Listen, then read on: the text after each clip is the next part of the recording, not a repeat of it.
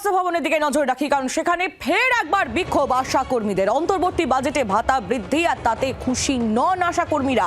ফের একবার স্বাস্থ্য ভবন অভিযান, তাদের তরফ থেকে পুলিশের সঙ্গে বচসা, রাস্তায় বসে পড়ে বিক্ষোভ। পরে স্বাস্থ্য ভবনে যান 17 জন প্রতিনিধি। আপডেট নিয়ে নেব, আমাদের প্রতিনিধিরা এই মুহূর্তে আমাদের সঙ্গে রয়েছেন নান্টু হাজরা এবং অয়ন শর্মা।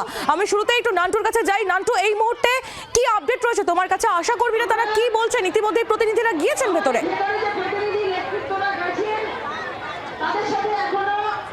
দেখো, ইতিমধ্যে 17 জনের প্রতিনিধি দল তারা গিয়েছেন এবং ইতিমধ্যে সেই আলোচনা শুরু হয়েছে। 1:30 নাগাদ তারা স্বাস্থ্য ভবনে ঢোকেন, কিন্তু কিছুক্ষণ আগে যেটা আমরা জানতে পারছি তারা আলোচনায় বসেছেন এবং এই মুহূর্তে বাকি যারা আশাকর্মীরা রয়েছেন, যারা কিন্তু এই মুহূর্তে একেবারে স্বাস্থ্য ভবনের কাছেই যেখানে ব্যারিকেড দেওয়া হয়েছিল ঠিক সেই জায়গাতে বসে কিন্তু এই মুহূর্তে তারা বিক্ষোভ দেখাচ্ছেন। তাদের যেটা আশাকর্মীদের 1000 টাকা ভাতা বৃদ্ধি, 180 দিন মাতৃকালীন ছুটি এবং কর্মরত অবস্থায় যদি কোনো মারা যায় তার পরিবারকে 5 লক্ষ টাকা দেওয়ার ঘোষণা করেছেন গতকাল বাজেটে।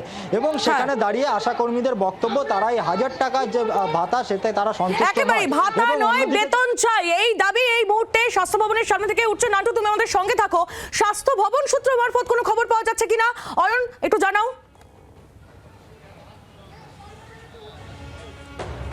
দেখো, তোমাকে বলে রাখি, ইতিমধ্যে দেখতে পাচ্ছ আমার পিছনে স্বাস্থ্য ভবনের গেট। স্বাস্থ্য ভবনের 17 জনের প্রতিনিধি দল তারা ইতিমধ্যে গিয়েছেন। তোমাকে বলে রাখি, আমার সহকর্মী নান্টু হাজরা যেমনটা বললো, দুপুর 1:30 নাগাদ এই স্বাস্থ্য ভবনের গেট দিয়ে প্রবেশ করেন 17 জনের প্রতিনিধি দল। তাদের মধ্যে 15 জন আশাকর্মী এবং 2 জন ট্রেড ইউনিয়নের কর্মী রয়েছেন।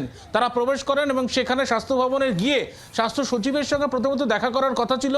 সেখানে বলা হয় যে স্বাস্থ্য সচিব আপাতত বৈঠকে রয়েছেন, গুরুত্বপূর্ণ বৈঠকে রয়েছেন। তাদের সঙ্গে জাতীয় হেলথ মিশনের যিনি ডিরেক্টর, মিশন ডিরেক্টর, তিনি কথা বলবেন এমনটাই এখনো পর্যন্ত জানানো হয়। প্রায় 1.5 ঘন্টা, দুপুর 1:30 থেকে প্রায় একেবারে 1.5 ঘন্টা প্রায় অতিক্রম তাদের করতে হয়, বসে থাকতে হয়, রীতিমতো অপেক্ষা করতে হয় যে কথা বলার জন্য, বৈঠকের জন্য।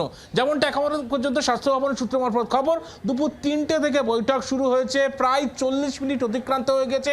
এখনো পর্যন্ত বৈঠকের যা সারমর্ম এখনো পর্যন্ত সূত্র মারফত যেটা উঠে আসছে, এখনো বৈঠক ফলপ্রসূ নয়। যা আলোচনা হচ্ছে সেখানে কিন্তু সমাধান সূত্র মিলছে না। কোন সমাধান সূত্র মেলে কিনা সেদিকে আমাদের নজর থাকবে। অয়ন, তুমিও নজর রাখো, নান্টু তুমিও নজর রাখো। আপাতত ধন্যবাদ তোমাদের। 1000 টাকার জন্য আমরা আন্দোলন করিনি, 1000 টাকার জন্য আমরা 1.5 মাস বসে থাকিনি। এই 1000 টাকাটা আমরা চাই ওনাকে ফেরত দিতে, ওনাকে আমাদের মাইনে বাড়াতে হবে না। যারা ঘরে বসে বসে লক্ষ্মীর ভান্ডারে পাচ্ছে তাদেরকে বাড়ানো হলো 500 টাকা, আর আমাদের বেলায় 1000 টাকা। আমরা এই 1000 টাকা নিতে চাই না, ওনার 1000 টাকা ফেরত দিচ্ছি। উনি যেখানে মাঠে ঘাটে খেলায় মেলায় উনি ওই 1000 টাকা আমরা দান করছি, উনি ওখানে বিলিয়ে দিক। 1000 টাকাটা আমাদের এই দাবির প্রতি অসম্মান করা হলো, সুবিচার করা হলো না।